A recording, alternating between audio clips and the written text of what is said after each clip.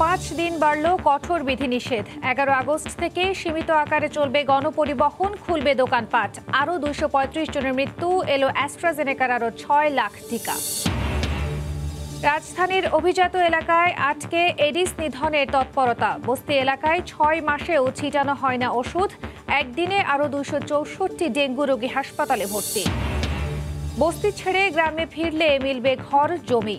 দেশে একজন মানুষও থাকবে না গৃহহীন, বললেন প্রধানমন্ত্রী। বস্তিবাসীর জন্য আধুনিক আবাসনের আশ্বাস।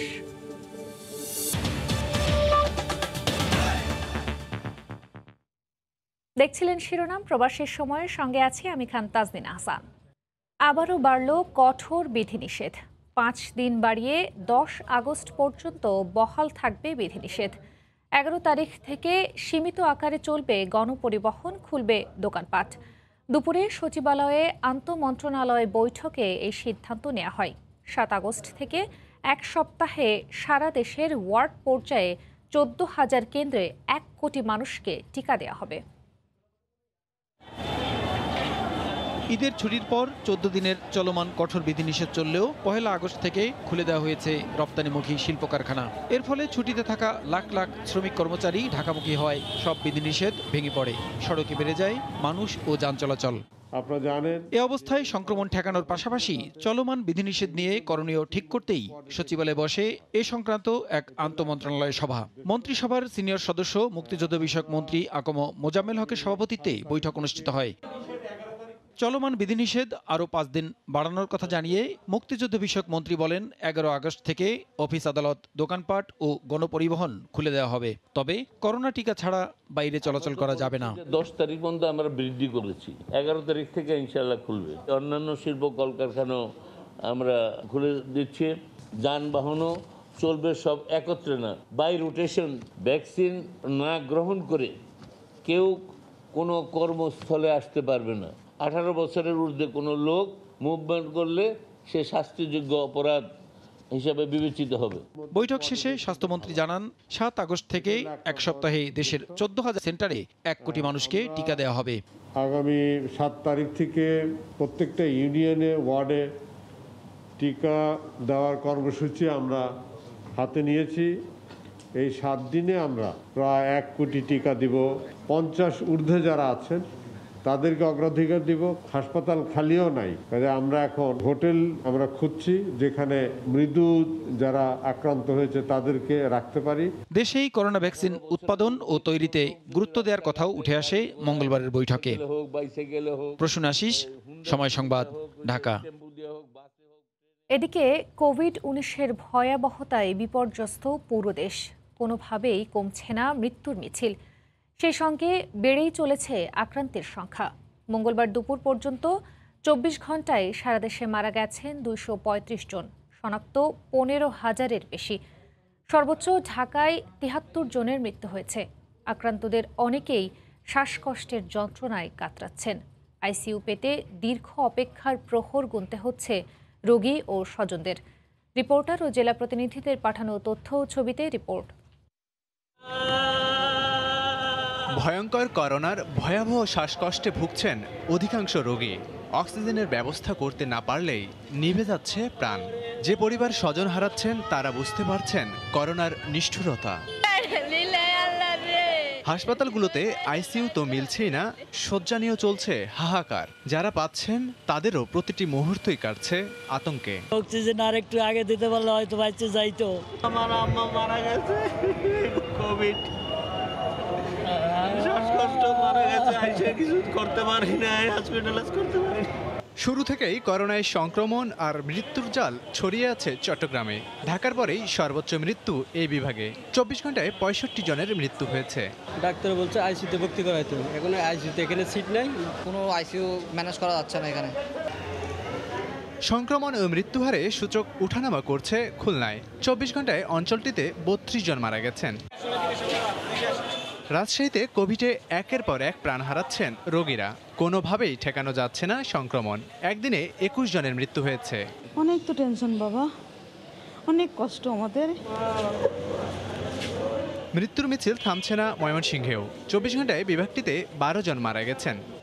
মৃত্যুপুরী আজকে আমার মা গেছে, যদি এটা টেক কেয়ার ভালো না করে যারা যাচ্ছে সকলেই মারা যাবে এখানে, এই পর্যন্ত কাউকে বাঁচতে দেখি নাই। সংক্রমণ ও মৃত্যু বাড়ছে রংপুর বিভাগেও। একদিনে 12 জন প্রাণ হারিয়েছেন। মৃত্যুহার বাড়তে শুরু করেছে সিলেট বিভাগেও। 24 ঘন্টায় মৃত্যু হয়েছে 12 জনের। বরিশালেও প্রতিদিনই দীর্ঘ হচ্ছে মৃত্যুর তালিকা। একদিনে প্রাণ ঝরেছে 8 জনের। 5 দিন পূর্বে আইসিইউ দরখাস্ত দিয়েছি, আইসিইউ পাচ্ছি না। প্রাণঘাতী ভাইরাসের দাপট হু হু করে বাড়ছে কুমিল্লায়। একক জেলা হিসেবে সর্বোচ্চ মৃত্যু এই জেলায়। মারা গেছেন 21 জন। লাবিব হাসান, সময় সংবাদ। জাপান থেকে আরও 6,16,780 ডোজ অ্যাস্ট্রাজেনেকার টিকা দেশে এসেছে। মঙ্গলবার বিকেল 3:45টার দিকে নিপ্পন এয়ারওয়েজের একটি ফ্লাইটে হজরত শাহজালাল আন্তর্জাতিক বিমানবন্দরে এই চালানটি পৌঁছায়। করোনা টিকার বৈশ্বিক উদ্যোগ কোভ্যাক্সের আওতায় জাপান থেকে পাঠানো এটি তৃতীয় চালান। এর আগে গত 24 জুলাই প্রথম দফায় 2,45,200 এবং 31শে জুলাই অ্যাস্ট্রাজেনেকার 7,81,320 ডোজ করোনা ভাইরাসের টিকা জাপান থেকে দেশে এসেছে। 16,43,100 ডোজ ভ্যাকসিন গ্রহণ করেছি। আমরা আশা করি অ্যাস্ট্রাজেনেকার জন্য যারা অপেক্ষা ছিলেন এই অপেক্ষার করতে হবে না, তাদেরকে আমরা ভ্যাকসিনটি দিয়ে দিতে পারবো। আমাদের জাপানের যে অ্যাম্বাসেডর তিনি জানিয়েছেন আগামীতে হয়তো আরও অ্যাস্ট্রাজেনেকা ভ্যাকসিন ওনারা বাংলাদেশকে দেবেন। অ্যাস্ট্রাজেনেকার টিকা নেয়ার পর অ্যান্টিবডি তৈরি হলেও একসময় তা ধীরে ধীরে কমতে থাকে। প্রাথমিকভাবে এমন তথ্য পাওয়া গেছে বঙ্গবন্ধু শেখ মুজিব মেডিকেল বিশ্ববিদ্যালয়ের গবেষণায়। তবে গবেষণা বলছে অ্যান্টিবডির উপস্থিতিতে পরিবর্তন এলেও কখনো তা সুরক্ষা সীমার নিচে নামবে না। ফারুক ভুইয়া রবিনের রিপোর্ট। ভারতের সেরাম ইনস্টিটিউটে উৎপাদিত অক্সফোর্ড অ্যাস্ট্রাজেনেকার টিকার মাধ্যমে শুরু হয়েছিল বাংলাদেশে কোভিড টিকা কার্যক্রমের যাত্রা। দেশে এখন পর্যন্ত 58 লাখ মানুষ এসেছেন অ্যাস্ট্রাজেনেকার আওতায়, যাদের 43 লাখ পেয়েছেন দ্বিতীয় ডোজও। অ্যাস্ট্রাজেনেকার টিকার উপর সম্প্রতি বঙ্গবন্ধু শেখ মুজিব মেডিকেল বিশ্ববিদ্যালয়ের গবেষণায় দেখা গেছে টিকা নেয়া 98% দেহেই তৈরি হয়েছে অ্যান্টিবডি বা প্রতিরোধ ক্ষমতা। অ্যান্টিবডি তৈরিতে বিভিন্ন জটিল রোগও কোনো বাধা হচ্ছে না।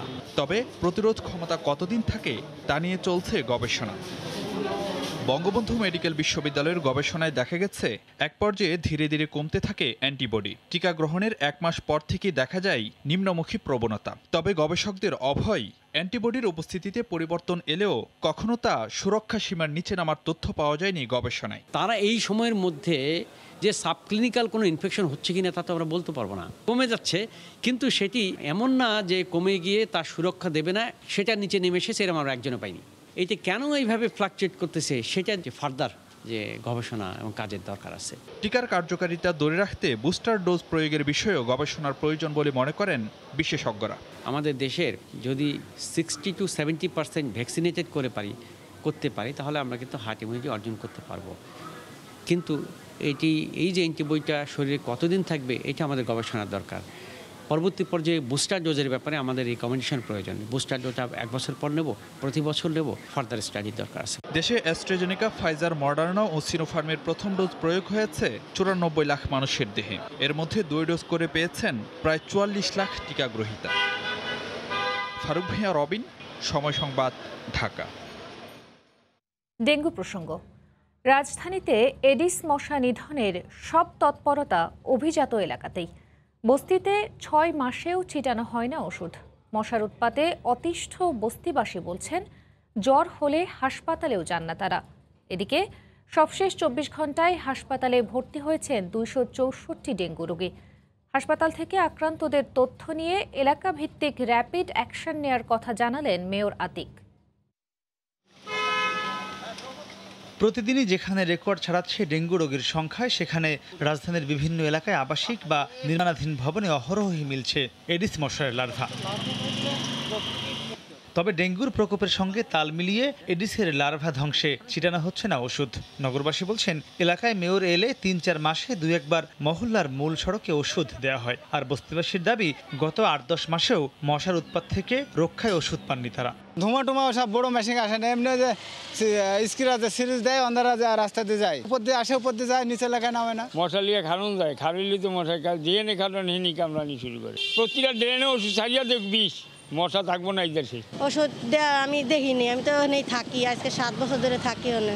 মেন রাস্তাতে দেয়, কিন্তু ওদিকে না, ওদিকে দেন। এদিকে তো ডেঙ্গুর অবস্থা অনেকই, বিকালটা হলে অনেক মশা, অনেক রিক্সি তো আছে এখানে, কোনো ব্যবস্থা নেই। মাসে 2 মাস 3 মাস পর ওষে দেয় না, অল্প দিয়ে চলে যায়, ওই সাইডে দেয়। 6 মাসের উপরে হবো, 6 মাস আগে বোধহয় একবার ওষুধ দিছে। তারা বলছেন, জ্বরের চিকিৎসা নিতে হাসপাতালেও যাওয়া হয় না বেশিরভাগ সময়। বেশিরভাগ নিম্নস্থলীয় লোক তো, টুকটাক কারো জ্বর সর্দি আসলে এরা মনে করেন টুকটাক হসপিটালে তো যাইতে পারে না, ফার্মেসি থেকে টুকটাক ওষুধ আইনা চলে। তবে উত্তরের মেয়র বলছেন, ওয়ার্ড ভিত্তিক 10টি করে কমিটি করে দেওয়া আছে। এছাড়া ডেঙ্গু বিশেষায়িত হাসপাতালগুলো থেকে রোগীদের ঠিকানার তালিকা দিলে সেসব এলাকায় ডেঙ্গু নির্মূলে র্যাপিড অ্যাকশন নেবেন বলেও জানান তিনি। প্রত্যেকটি ওয়ার্ডে কাউন্সিলর থেকে শুরু করে সিটি কর্পোরেশন স্টাফ যারা আছেন, তারা কিন্তু প্রত্যেকে কিন্তু যোগাযোগ কিন্তু করছে। যদি কেউ করে না থাকে, সেই তথ্য যদি আমাদের কাছে আসে, ডেফিনেটলি আমরা সেটা দেখব। যদি কোনো অঞ্চলে বাদ থাকে, একটি ওয়ার্ডকে আমরা যখন 10টি অঞ্চলে ভাগ করেছি, তখন ওখানে আমরা যা পেনিট্রেট করার চেষ্টা করছি আমরা, এবং এটি অব্যাহত থাকবে। যেসব এলাকাতে বস্তিরা থাকেন, ওই এলাকা কিন্তু বস্তিতে কিন্তু টিম আছে, কিন্তু এটাও কিন্তু সামাজিকভাবে এগিয়ে আসতে হবে। তবে ডেঙ্গু নির্মূলে নগরবাসীর সচেতনতার কোনো বিকল্প নেই বলে জানান মেয়র আতিক। মাহমুদ রাকিব, সময় সংবাদ, ঢাকা। প্রবাসীর সময়ে আরও থাকছে, প্রতারণা সহ 4 মামলায় হেলেনা জাহাঙ্গীর 14 দিনের রিমান্ডে, 2 সহযোগী গ্রেফতার। মডেল পিয়াসা ও ময়ের সঙ্গে ভিআইপিদের সংশ্লিষ্টতা খতিয়ে দেখছে ডিবি। দেশের কেউই গৃহহীন থাকবে না জানিয়ে প্রধানমন্ত্রী শেখ হাসিনা বলেছেন, বস্তিবাসীর জন্য স্বল্প ভাড়ায় আধুনিক ফ্ল্যাটে আবাসনের ব্যবস্থা করা হবে। তবে বস্তিবাসীরা গ্রামে ফিরতে চাইলে তাদের দেয়া হবে জমি সহ বাড়ি। মঙ্গলবার সকালে গণভবন থেকে ভিডিও কনফারেন্সে গণপূর্ত মন্ত্রণালয়ের বেশ কিছু প্রকল্প উদ্বোধন করে একথা বলেন তিনি। প্রত্যেক জেলায় সমন্বিত সরকারি ভবন নির্মাণ করা হবে বলেও ঘোষণা দেন সরকার প্রধান। ঘনবসতির রাজধানীতে ভাসমান মানুষের ঠাঁই হয় বস্তিতে। তাদের জন্য অস্বাস্থ্যকর পরিবেশে কোনো রকমে টিকে থাকার নামই জীবন। এবার এসব আধুনিক ভবনের বাসিন্দা হতে যাচ্ছেন অবহেলিত রাজধানীবাসীরা। সারা জীবন ঝুপড়ি ঘরের এই বাসিন্দাদের জন্য মিরপুর 11 নম্বরে সুবিন্যস্ত আবাসিক ভবনগুলো মাথা উঁচু করে দাঁড়িয়েছে। ভাড়াভিত্তিক এমন 300 ফ্ল্যাট হস্তান্তর করা হলো সুবিধাভোগীদের মধ্যে। এছাড়া গণপূর্ত মন্ত্রণালয়ের অধীনে রাজধানীর 5টি এলাকায় প্রায় 2500 ফ্ল্যাট নির্মাণ করা হয়েছে সরকারি কর্মচারীদের জন্য। পাশাপাশি মাদারীপুরে নির্মিত হয়েছে সমন্বিত সরকারি অফিস ভবন। মঙ্গলবার সকালে গণভবন থেকে ভিডিও কনফারেন্সে এসব প্রকল্পের উদ্বোধন করেন প্রধানমন্ত্রী। হস্তান্তর করা হয় বস্তিবাসীর জন্য ফ্ল্যাটের বরাদ্দপত্র। শেখ হাসিনা বলেন, তৃণমূলের মানুষের জীবনমান উন্নয়নে জাতির পিতার লক্ষ্য অনুসরণ করেই কাজ করছে সরকার। পর্যায়ক্রমিকভাবে আমি চাই আমরা এই ব্যবস্থাটা নেব, কিন্তু তাদের ভাড়া দিয়ে থাকতে হবে। যতদিন এই ঢাকায় থাকবে তারা ভাড়া দিয়ে থাকবে। আর যারা নিজের গ্রামে ফিরতে চান, যদি কারো জমি না থাকে তো জমি সহ আমরা ঘর দেব। আমাদের আশ্রয়ণ প্রকল্প 2-এর মাধ্যমে আমরা সেটা দিচ্ছি। সেই সাথে সাথে ঋণ পাবেন এবং সেখানে কাজ করার সুযোগ পাবেন, এবং প্রয়োজনে 6 মাসের খাবার আমরা বিনামূল্যে দেব। জেলা শহরে সরকারি সব সেবা পেতে বিদ্যমান দপ্তরগুলোকে এক ছাদের নিচে নিয়ে আসার নির্দেশনাও দেন সরকার প্রধান। জেলা ভিত্তিক বিভিন্ন কর্মকাণ্ড বৃদ্ধি পেয়েছে। জনগণ যেন একবারে এক জায়গায় যে সব ধরনের সরকারি সেবা পেতে পারে, সেই সুযোগটা করে দেওয়া। এক জায়গায় বসে তার সব কাজগুলি করে আসতে পারবেন, একটা সমন্বয় থাকবে, পাশাপাশি আমার জমিরও সাশ্রয় হবে। এছাড়া পর্যায়ক্রমে দেশের সব জেলা উপজেলায় সমন্বিত সরকারি অফিস ভবন নির্মাণ করে দাপ্তরিক সুবিধার পাশাপাশি কর্মচারীদের আবাসন নিশ্চিত করা হবে বলেও জানান প্রধানমন্ত্রী। যে বাংলাদেশে একটি মানুষ গৃহহারা থাকবে না। দেবাশিস রায়, সময় সংবাদ, ঢাকা।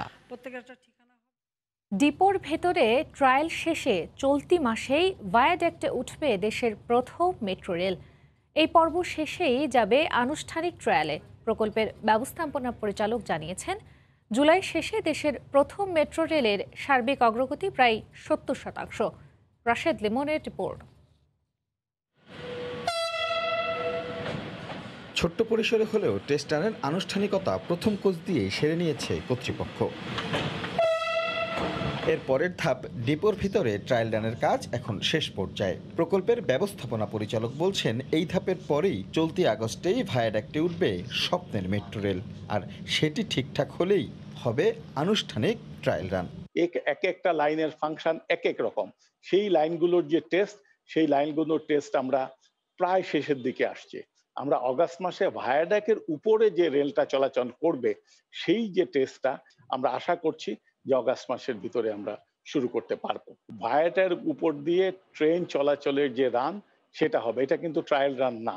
আমরা ট্রায়াল রান যখন আসবে আপনাদেরকে সুনির্দিষ্টভাবে ঘোষণা দেব। প্রথম 3টি কিংবা 5টি স্টেশন দিয়ে শুরু হবে মেট্রো রেলের ট্রায়াল রান। বিপত্তি যতই আসুক না কেন, এপাশের প্রস্তুতি কিন্তু অনেকটাই সেরে ফেলেছে কর্তৃপক্ষ। প্রথম 9টি স্টেশনের অবকাঠামো প্রায় শেষ। প্রথম 5টিতেই বসেছে শেড, 3টিতে বসানো হয়েছে চলন্ত সিঁড়িও। জুলাই শেষে সার্বিক অগ্রগতি প্রায় 70%। প্রথম পর্যায়ে নির্মাণের জন্য যে অগ্রগতি সেটা 87.80%, এবং দ্বিতীয় পর্যায়ে যে পূর্ত কাজের অগ্রগতি এটা 65.48%, এবং আমাদের ইএনএম সিস্টেমের এবং রোলিং স্টকের যে অগ্রগতি এটা 59.48%। এই আগস্টেই তৃতীয় ও চতুর্থ কোচের সেট দিয়াবাড়ির ডিপোতে এসে নোঙর করবে বলেও জানিয়েছেন মেট্রো রেল কর্তৃপক্ষ। রাশেদ লিমন, সময় সংবাদ, ঢাকা। বিএনপিকে নেতিবাচক রাজনীতি থেকে বেরিয়ে সুস্থ ধারার রাজনীতিতে ফিরে আসার আহ্বান জানিয়েছেন আওয়ামী লীগের সাধারণ সম্পাদক ওবায়দুল কাদের। মঙ্গলবার সকালে তার সরকারি বাসভবনে ব্রিফিংয়ে বঙ্গবন্ধুর হত্যাকাণ্ড নিয়ে বিএনপি মহাসচিবের বক্তব্যের প্রতিবাদ জানিয়ে তিনি বলেন, বঙ্গবন্ধু হত্যার কুশীলব কারা তা এখন জাতির কাছে স্পষ্ট। সরকার নাকি জিয়াউর রহমানের ভাবমূর্তি ক্ষুণ্ণ করতে চাইছে। মির্জা ফখরুল সাহেবের বক্তব্য অনেকটা ঠাকুর ঘরে কেড়ে আমি কলা খাই নেয়ার মতো। আওয়ামী লীগকে নসিহত না করে নিজেরা পরিশুদ্ধ হন, হত্যা ষড়যন্ত্রের রাজনীতি বাদ দিয়ে ইতিবাচক ধারায় ফিরে আসেন। আওয়ামী লীগ জন্মলগ্ন থেকে জনমানুষের রাজনীতি করে, মানুষের চোখের ভাষা, মনের ভাষা বুঝেই বঙ্গবন্ধু কন্যা শেখ হাসিনা রাজনীতি করছেন, সরকার পরিচালনা করছেন। দেশে বিদেশে জয়যাত্রা টিভির প্রতিনিধি নিয়োগের নামে হেলেনা জাহাঙ্গীরের চাঁদাবাজির প্রমাণ পেয়েছে র্যাব। এছাড়া সংবাদ প্রকাশের জন্য নিতেন মাসিক চাঁদা, সেই টাকা সঞ্চয় করা হতো সন্তানদের নামে। হেলেনার 2 সহযোগী বিষয়টি স্বীকার করেছে বলে জানিয়েছে র্যাব। এদিকে মাদক, ডিজিটাল নিরাপত্তা আইন সহ আলাদা 4 মামলায় হেলেনার 14 দিনের রিমান্ড মঞ্জুর করেছেন আদালত। গ্রেফতারের সময় ক্যামেরার সামনে হাত নেড়ে হাস্যোজ্জ্বলভাবে বের হয়ে যান হেলেনা জাহাঙ্গীর। 3 দিনের রিমান্ড শেষে মঙ্গলবার কোর্টে যখন হাজির করা হয় তখন তিনি টিভি ক্যামেরা দেখেই যেন মুখ লুকানোর চেষ্টা। এদিন হেলেনা জাহাঙ্গীরকে 4 মামলায় ফের 14 দিনের রিমান্ডে পাঠান আদালত। রাষ্ট্রপক্ষ বলছে, রাষ্ট্রের বিরুদ্ধে ষড়যন্ত্রে লিপ্ত ছিল সে। মন্ত্রীদের বিরুদ্ধে, রাষ্ট্রের গুরুত্বপূর্ণ ব্যক্তিদের বিরুদ্ধে সে অসৌজন্যমূলক বক্তব্য দিয়েছে, মানহানিকর বক্তব্য দিয়েছে, এবং সন্ত্রাসী কর্মকাণ্ডের সাথে সে জড়িত এই ধরনের লোকজনের সাথেও সে তার ফেসবুকে আইডিতে সেই সমস্ত কথাবার্তা অনেক বলেছে। মঙ্গলবার 2 থানার 4 মামলায় 2 দফা তাকে বিচারকের সামনে হাজির করা হয়। পুরোটা সময় বিমর্ষ দেখা গেছে তাকে, নিশ্চুপ ছিলেন কাঠগড়ায়। তার আইনজীবী বলছেন, শারীরিকভাবে অসুস্থ হলেও মানসিকভাবে ভেঙে পড়েননি তিনি। তার সুনাম ক্ষুণ্ণ, তার রাজনৈতিক ক্যারিয়ার নষ্ট করার জন্য, তাকে রাজনৈতিকভাবে ধ্বংস করার জন্য এই মকদ্দমাটা স্বাস্থ্যগতভাবে সে দুর্বল হয়ে পড়ছে, মানসিক তার কোনো ত্রুটি নাই। এদিকে দেশে বিদেশে জয়যাত্রা টিভির প্রতিনিধি নিয়োগের নামে লাখ লাখ টাকা হাতিয়ে নেওয়ার তথ্য পেয়েছে র্যাব। সেই টাকা রাখা হতো সন্তানদের নামে। গ্রেফতার হেলেনার 2 সহযোগী বিষয়টি স্বীকার করেছেন বলে জানিয়েছে সংস্থাটি। এই ফাউন্ডেশনে বর্তমানে 50 লক্ষ টাকা জমা রয়েছে। এই সংগঠনে বিভিন্ন অর্থ হেলেনা জাহাঙ্গীরের সন্তানদের নামে সঞ্চয় করে রাখা। এছাড়া ক্যাসিনোর সরঞ্জাম ও হরিণের চামড়াও মিলেছে তার বাসা থেকে। আফজাল হোসেন, সময় সংবাদ, ঢাকা। মাদক মামলায় গ্রেফতার মডেল পিয়াসা ও মৌয়ের সঙ্গে ভিআইপিদের সংশ্লিষ্টতা খতিয়ে দেখছে গোয়েন্দা পুলিশ। এই 2 মডেলকে ব্যবহার করে সংঘবদ্ধ অপরাধের বিষয়টিও তদন্ত করছেন তারা। বিশ্লেষণ করা হচ্ছে পিয়াসা ও মৌয়ের বাসা থেকে উদ্ধার হওয়া সিসিটিভি ফুটেজ ও আলামত।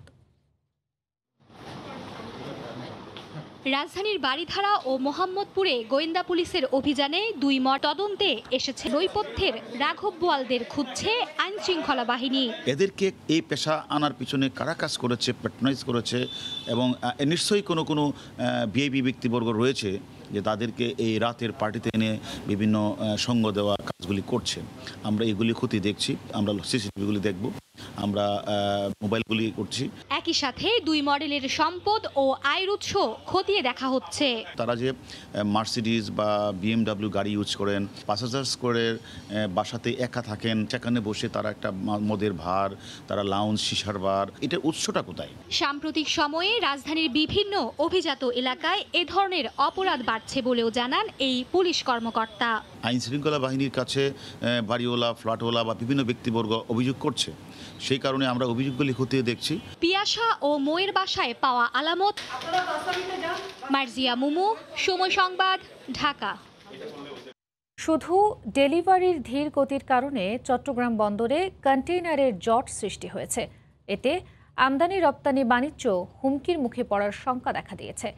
জাতীয় রাজস্ব বোর্ডের নির্দেশনা অনুযায়ী আমদানিকৃত কন্টেইনার সরাসরি অফ ডকে পাঠিয়েও পরিস্থিতি সামাল দেয়া যাচ্ছে না।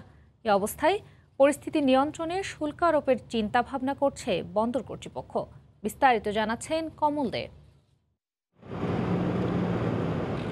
চট্টগ্রাম বন্দরের জট কমাতে ২৬ জুলাই থেকে আমদানিকৃত পণ্যবাহী কন্টেনার সরাসরি ১৯টি অফডকে খালাসের সিদ্ধান্ত দেয় জাতীয় রাজস্ব বোর্ড। সে অনুযায়ী গত ৮ দিনে বন্দর থেকে অফডকে কন্টেনার পাঠানো হয়েছে ৮,৮৫০টি, কিন্তু তার বিপরীতে বন্দরের বিভিন্ন জাহাজ থেকে নামানো কন্টেনার সংখ্যা প্রায় ৩৫,০০০। এই অবস্থায় বন্দরের বিভিন্ন ইয়ার্ডে এখন কন্টেনারের স্তূপ জমে গেছে। যদিও পোর্ট থেকে আপনার ডিপোতে নিয়ে যাচ্ছে, কিন্তু এক সময় দেখা যাবে যে ডিপোতেও হয়তো জায়গার সংকুলন হবে না। তো ওই জন্য একমাত্র সমাধান হচ্ছে ডেলিভারি হওয়াটা। স্বাভাবিক সময়ে চট্টগ্রাম বন্দর থেকে প্রতিদিন গড়ে ৪,৫০০-এর বেশি কন্টেনার ডেলিভারি হলেও লকডাউনে অনেকটা কমে যায়। ৪৯,০০০ টিউএস ধারণ ক্ষমতার চট্টগ্রাম বন্দরের কন্টেনার রয়েছে ৪২,০০০-এর বেশি, আর ১৯টি অফডকে ধারণ ক্ষমতা ৭৭,০০০ কন্টেনার, কিন্তু কন্টেনার এখন ৫৬,০০০। তাহলে আমদানি রপ্তানি বাণিজ্যে দেখা দেবে নানা সমস্যা। এমনিতে নানা জটিলতায় গত কয়েক মাস ধরে ডেলিভারিতে ধীরগতি চলে আসছিল। এর মধ্যে কঠোর লকডাউনে শিল্প কারখানা বন্ধ থাকায় তা মারাত্মক আকার ধারণ করে। যদি আমদানি পণ্য ডেলিভারির গতিটা বজায় না থাকে এবং এই গতির হারটা যদি না বাড়ে আগামী দিনগুলোতে, তাহলে বন্দরের মতো অফডকগুলোতেও কিন্তু কন্টেনারের জট হবে। 4 দিন পর্যন্ত বিনা মাসুলে কন্টেনার খালাস নিতে পারে আমদানিকারকরা। এর বেশি সময় হলে জরিমানা গুনতে হয়। এই অবস্থায় ডেলিভারিতে গতি আনতে কঠোর হতে যাচ্ছে বন্দর কর্তৃপক্ষ। ডেলিভারিটা সবাই ত্বরান্বিত করতে হবে, আমাদের ফ্রি টাইমের মধ্যে ডেলিভারি নিতে হবে। অন্যথায় চট্টগ্রাম বন্দর কর্তৃপক্ষ কোনো কঠোর পদক্ষেপে যাবে কিনা সেটা সময় সিদ্ধান্ত নেবে। সবশেষ তথ্য অনুযায়ী চট্টগ্রাম বন্দর ও বন্দরের বহির্নোঙরে ১০০টি জাহাজ রয়েছে। কমল দে, সময় সংবাদ, চট্টগ্রাম। নিষেধাজ্ঞা ও 2 দফা দুর্যোগপূর্ণ আবহাওয়া কাটিয়ে অবশেষে সাগরে গেলেন কক্সবাজার উপকূলের জেলেরা। দীর্ঘ ৭৫ দিন পর সাগরে মাছ শিকারে যেতে পারায় খুশি জেলেরা। ট্রলার মালিকরা বলছেন, সাগর থেকে মাছ নিয়ে ফিরলেই লোকসান কাটিয়ে ওঠা সম্ভব হবে। আরও জানাচ্ছেন সুজাউদ্দিন রুবেল। সরকারি নিষেধাজ্ঞা ও দুর্যোগপূর্ণ আবহাওয়ায় সাগরে মাছ শিকারে যেতে পারেননি কক্সবাজার উপকূলের জেলেরা। ৬৫ দিনের নিষেধাজ্ঞা শেষে সাগরে যাওয়ার সব ধরনের প্রস্তুতি সত্ত্বেও সাগর উত্তাল থাকায় আরও ১০ দিন ট্রলারে বসেছিলেন জেলেরা, যার কারণে শত শত ট্রলার নোঙর করা ছিল বাঁকখালী নদীর মোহনায়। অবশেষে ২ মাস ১৫ দিন পর ট্রলার নিয়ে সাগরে মাছ শিকারে যাচ্ছে জেলেরা। আবহাওয়া ভালো হয়ে গেছে, তারা আমরা আবার চলে যেতে পারি সাগরে। ৩ লক্ষ টাকার বাজার লই গেলে কিন্তু কোম্পানি তো আমাদেরকে বাজারগুলো দেয়, কিন্তু হঠাৎ মাছ পাইতে হইবে, কিন্তু নাহলে তো আবার কোম্পানি মরে যেতেছে। দ্রুত জেলেরা মাছ নিয়ে ফিরলে ধার দেনা পরিশোধ ও লোকসান কাটিয়ে ওঠা সম্ভব বলে জানালেন ট্রলার মালিকরা। সাগরে এখন চলে যাচ্ছে বোটগুলি, যদি মাছ পাই আমাদের দেনাগুলি পরিশোধ করতে পারবো আমরা। আর মৎস্য অবতরণ কেন্দ্রের বিপণন কর্মকর্তা জানালেন, আগামী কয়েকদিনের মধ্যে মৎস্য অবতরণ কেন্দ্র মাছে সয়লাভ হবে। ছোট বড় যে বোটগুলি আছে সবাই তাদের প্রস্তুতি সাগরে চলে গেছে। আমরা আশা করি আবহাওয়া যদি প্রতিকূলে থাকে তারা ফিশিং করে আবার মাছ নিয়ে আমাদের পল্টনে আসবে। কক্সবাজারে ছোট বড় মাছ ধরা ট্রলার ও নৌকা রয়েছে ৮,০০০-এর অধিক, যার মধ্যে প্রায় ৬,০০০ নিবন্ধনের আওতায় এসেছে। সুজাউদ্দিন রুবেল, সময় সংবাদ, কক্সবাজার। রাষ্ট্র থেকে বিপুল অঙ্কের বিদেশি বিনিয়োগ আসছে বাংলাদেশে, এমন আশার কথা ব্যক্ত করে শেষ হলো ৪ ধাপের বিনিয়োগ বিষয়ক রোড শো। শেষ দিন ক্যালিফোর্নিয়ার সিলিকন ভ্যালিতে বক্তারা তুলে ধরেন বাংলাদেশে বিনিয়োগ করলে তারা কি কি সুবিধা পাবে সেই বিষয়গুলো। ক্যালিফোর্নিয়ার সিলিকন ভ্যালি থেকে লস্কর আল মামুনের রিপোর্ট। দক্ষিণ এশিয়ার বিভিন্ন উন্নয়নশীল দেশের মধ্যে অর্থনৈতিকভাবে অনেকটাই ভালো অবস্থানে বাংলাদেশ।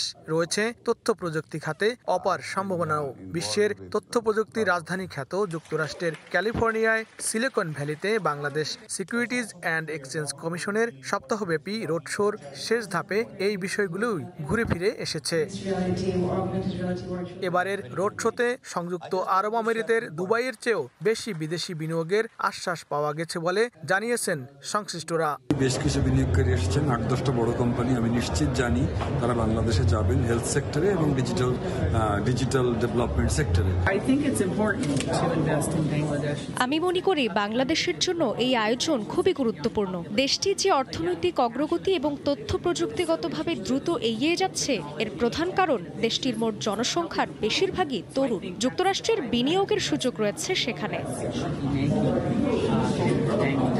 সম্মেলনে প্রধানমন্ত্রী শেখ হাসিনার বেসরকারি শিল্প ও বিনিয়োগ বিষয়ক উপদেষ্টা Salman F Rahman MP, Silicon ভ্যালির Santa Clara city mayor Lisa Gilmore সহ তথ্য প্রযুক্তিবিদ ও বিশেষজ্ঞরা বক্তব্য রাখেন।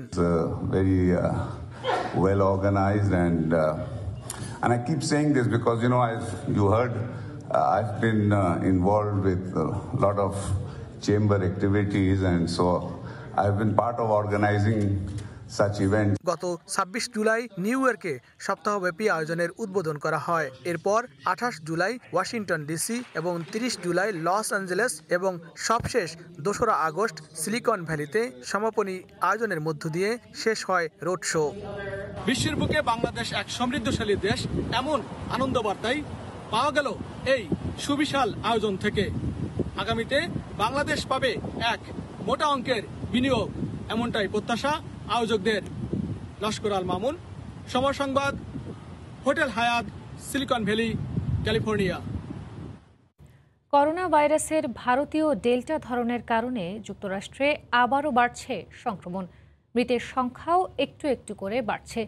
দেশটিতে করোনা পরিস্থিতির ফের অবনতি হতে পারে বলে সতর্ক করেছেন যুক্তরাষ্ট্রের শীর্ষ সংক্রামক রোগ বিশেষজ্ঞ doctor Anthony Fauci. New York থেকে আরও জানাচ্ছেন হাসানুজ্জামান সাকিব। যুক্তরাষ্ট্রের ডেল্টা ভ্যারিয়েন্টের যে প্রাদুর্ভাব দেখা দিয়েছে তাতে কিন্তু আবারও যুক্তরাষ্ট্রের করোনা পরিস্থিতি মারাত্মক অবনতি ঘটেছে। এই যুক্তরাষ্ট্রের করোনা কাটিয়ে স্বাভাবিক জীবনযাপনে যখন মানুষ ফিরছিলেন, সেই স্বাভাবিক পরিস্থিতি কিন্তু খুব বেশি দিন টেকেনি। মাত্র ১ মাসের মতো ২ মাসের মতো স্বাভাবিক পরিস্থিতি ছিল, যখন সব কিছু স্বাভাবিক হয়ে উঠছে এবং প্রতিদিনেই কিন্তু আবারও হাজার হাজার মানুষ এতে আক্রান্ত হচ্ছেন। যদিও মৃত্যুর হার আগের তুলনায় অনেকটা কম, কম। তারা কিন্তু সবাই ভ্যাকসিনেটেড হয়েছিল, ভ্যাকসিনেটেড হওয়ার পরে তারা কিন্তু যারা মাস্ক পরছিল না বা যারা দূরত্ব বজায় রাখতেছে না তারাই কিন্তু আক্রমণিত হচ্ছেন। এবং যুক্তরাষ্ট্রে যেভাবে চলছে এটা যদি কন্টিনিউ করতে থাকে আমার মনে হয় আরও 15 দিনের মধ্যে অবস্থা খুব অবনতির দিকে যাবে।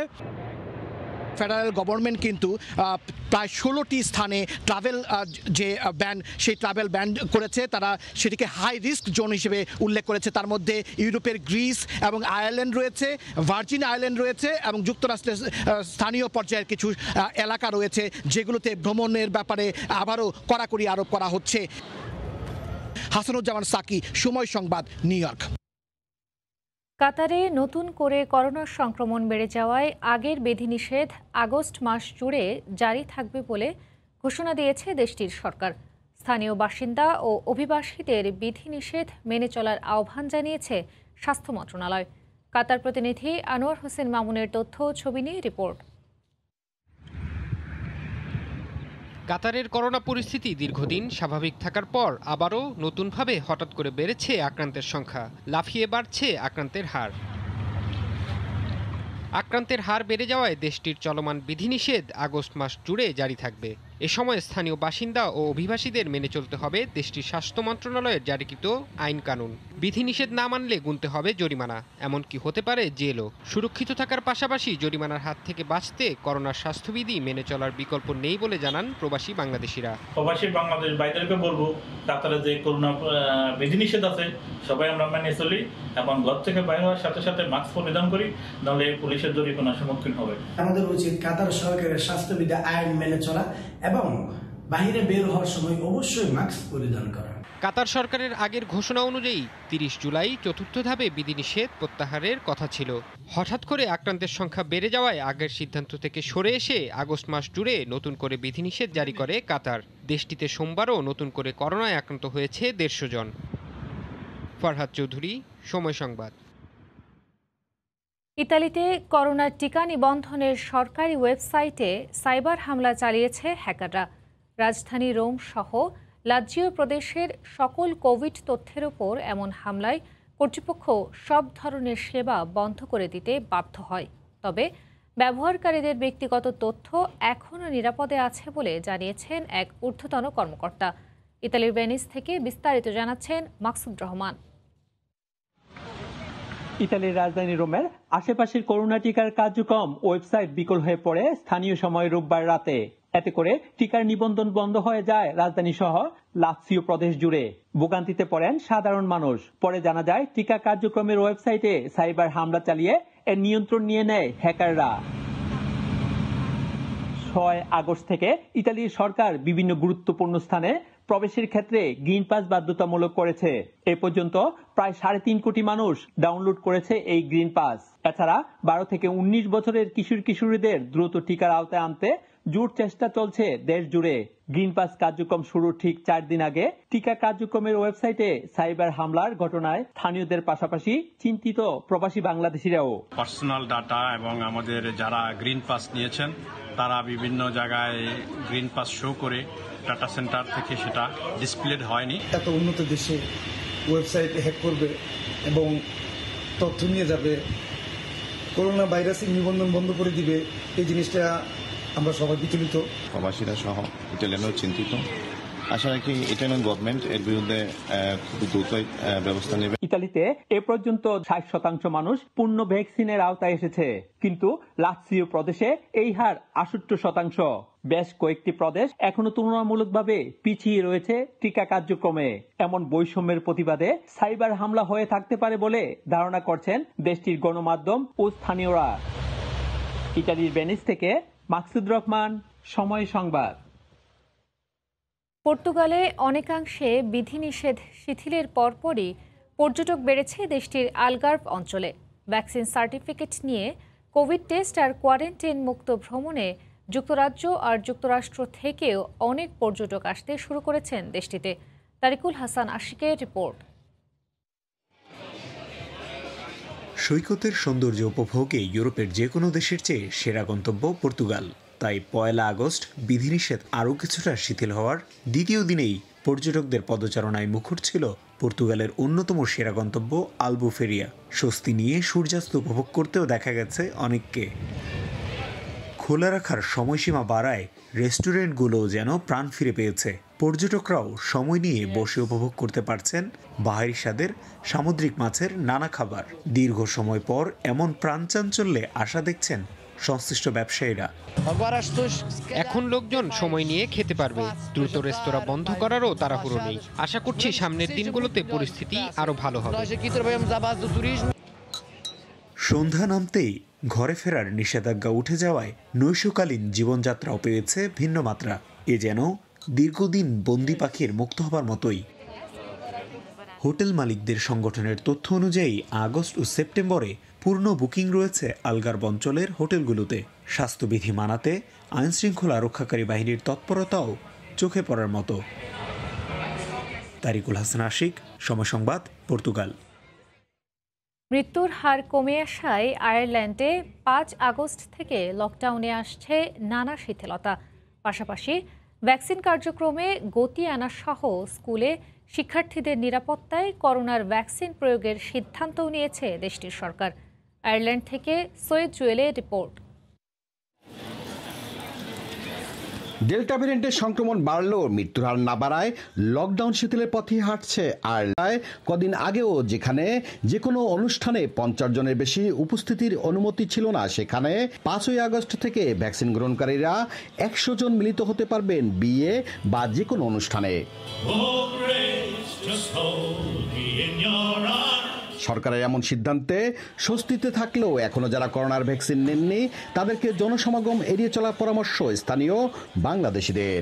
5ই আগস্ট থেকে লকডাউন শিথিল হওয়ার কারণে 100 জনের মতো অনুমতি দেওয়া হয়েছে। এই বিষয়ে আমাদের সজাগ থাকতে হবে, বিশেষ করে যারা এখনো ভ্যাকসিন নেয়নি তারা যেন জনসমাগম অনুষ্ঠান থেকে একটু দূরে এড়িয়ে চলবে। অন্যদিকে 12 থেকে 15 বছর বয়সী ছেলে মেয়েদের আগামী কিছুদিনের মধ্যেই ভ্যাকসিন দেওয়ার সিদ্ধান্তে স্বস্তি নেমে এসেছে প্রবাসী বাংলাদেশিদের মাঝেও। স্কুল থেকে করোনা ছড়ানোর হাত থেকে শিক্ষার্থী ও অভিভাবকরা অনেকটা নিরাপদ থাকবেন বলে মনে করেন তারা। ছেলেমেয়েরা যখন স্কুলে থাকে তখন অভিভাবকরা চিন্তিত থাকতো করোনার আশঙ্কা। ছাত্রছাত্রীদের নিরাপত্তা এটি একটি ভালো উদ্যোগ বলে মনে করি। এদিকে ডেল্টা ভ্যারিয়েন্টে গেল দুদিনে দেশটিতে আক্রান্ত হয়েছেন 2450 জন। সৈয়দ জুয়েল, সময় সংবাদ, আয়ারল্যান্ড। এ পর্যায়ে শীর্ষ সংবাদগুলো জানিয়ে দিচ্ছি আরেকবার। 5 দিন বাড়ল কঠোর বিধিনিষেধ। 11 আগস্ট থেকে সীমিত আকারে চলবে গণপরিবহন, খুলবে দোকানপাট। আরও 235 জনের মৃত্যু, এলো অ্যাস্ট্রাজেনেকার আরও 6 লাখ টিকা। রাজধানীর অভিজাত এলাকাতেই আটকে এডিস নিধনের তৎপরতা। বস্তি এলাকায় 6 মাসেও ছিটানো হয় না ওষুধ। একদিনে আরও 264 ডেঙ্গু রোগী হাসপাতালে ভর্তি। এই ছিল প্রবাসী সময়, সঙ্গে থাকুন সময়।